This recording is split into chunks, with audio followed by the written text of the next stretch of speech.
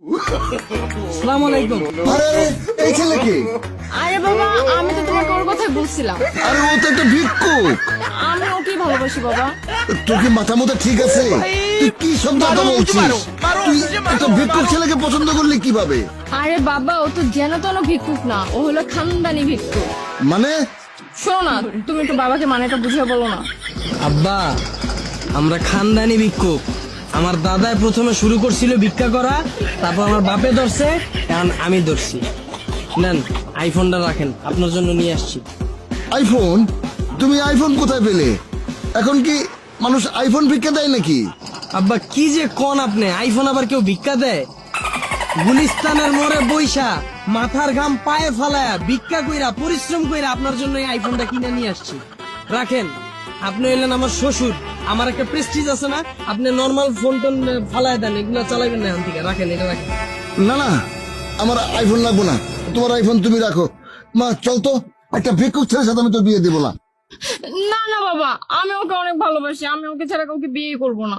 মা, ও একটা ভিক্ষুক, একটা ভিক্ষুকের সাথে আমি তোর বিয়ে দিতে পারি না। সমাজে আমাদের একটা নাম ডাক আছে না। মা পাগলামি করিস না, চল তো মা। আরে আব্বা বসেন না, আপনার মেয়ের জন্য কেমন ছেলে খুঁজতেছেন আমার বলেন।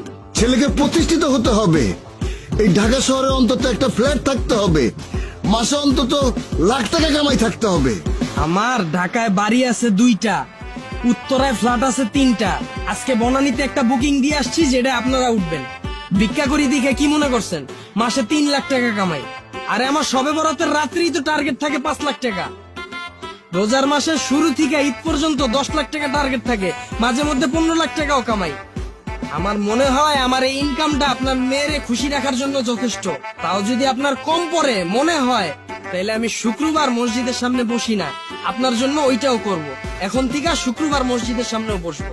আর কি চাই বলেন? ভিক্ষা করে এত টাকা ইনকাম? আব্বা, এটা আপনি কোনো কথা বললেন? আপনি তো দেখি কোনো খবরই রাখেন না। ভিক্ষার উপর এখন বর্তমানে কোনো ব্যবসা আছে? এটা তো ইনভেস্ট ছাড়া ব্যবসা। এই যে একটা নতুন সেন্ডু গেঞ্জি কিনা বালুর ভিতর 2টা ঘষা দিছি, একটু ছিঁড়া লইছি, আর 120 টাকা দিয়ে একটা বাড়ি কিনছি, বইলেই ব্যবসা। বর্তমানে ব্যবসা করতে গেলে 20 লাখ টাকার নিচে কোনো ব্যবসা করা যায়? তার উপর আছে 1000 রকমের রিস্ক। আর আমার এই ব্যবসায় তো কোনো লস নাই, বইলেই লাভ। বর্তমানের ব্যবসায় 20 লাখ টাকা চালান তো লাগবে, এর উপরে আবার ব্যাংকের লোন নাও, আর বড় ঝামেলা তো বাকি। ব্যবসায় বাকি দিতে দিতে সবার জীবন শেষ। আর আমার এখানে আছে না কোনো বাকি, না আছে কোনো মাল নষ্ট হওয়ার চিন্তা, খালি বইলে ব্যবসা। সবই ঠিক আছে, কিন্তু বাবা কারো কাছে তো আমি বলতে পারবো না, কাউকে তুমি পরিচয় দিতে পারবো না যে আমার মেয়ের জামাই একটা ভিক্ষুক। আব্বা, আমি কি সবসময় এই অবস্থায় থাকি? এটা তো আমার কাজ, এই জন্য এই অবস্থায় থাকি। আমি তো ব্র্যান্ড ছাড়া নর্মাল সময় কোনো কাপড়ই পরি না। আর আপনারে মানুষ যদি জিজ্ঞাসা করে আপনার মেয়ের জামাই কি করে, কবেন ব্যবসা করি। কে দেখতে যাইতেছে আমি কি ব্যবসা করি? আর সবচেয়ে বড় বিষয় হলো আমরা দুজনরে ভালোবাসি। আর এর উপর সবচেয়ে বড় বিষয় হলো আমার আছে কারি কারি টাকা। বর্তমানের বাবা মারা মেয়ের জন্য যখন ছেলে খুঁজে কি চায়? ছেলেটা ভালো হবে। আমার না আছে কোনো সিগারেটের নেশা, না আছে মদের নেশা, আমার আছে শুধু কারি কারি টাকা। আর কি লাগবে আপনার মেয়ের জন্য বলেন, আমি সব করব। বাবা, তোমার যেহেতু এত টাকা আছে, তাহলে তুমি ভিক্ষা করো কেন? ভিক্ষা করাটা ছেড়ে দাও, বাড়ি ভাড়া উঠিয়ে তো তুমি তোমার সংসার চালাতে পারো। আপনারা তো আগেই কইলাম আমরা খানদানি ভিক্ষুক।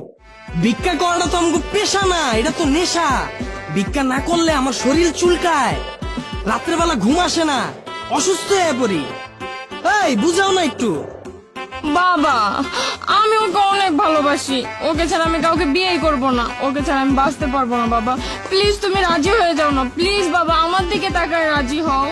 আচ্ছা ঠিক আছে বাবা, কিন্তু দিন মোহরটা। আব্বা, এটা কোনো কথা বললেন আপনি? আমার কি কোনো ভাই বোন আছে? আমার যা আছে সবকিছুই তো আপনার মেয়ে পাবে। যাক, সমস্যা নেই, আপনি যেহেতু টপিকটা উঠাইলেন, দেন মোর 1 কোটি টাকা ধরলাম, যান। 1 কোটি? বাবা বাবা, আমি রাজি। ঠিক আছে, নেন ধরেন, এই যে আইফোনটা দিলাম। এখন থেকে নর্মাল মোবাইল চালাইবেন না, আইফোন চালাইবেন, ঠিক আছে? ঠিক আছে বাবা, তোমার হাতটা দাও, আমার এই মেয়ের হাতটা আমি তোমার হাতে তুলে দিলাম।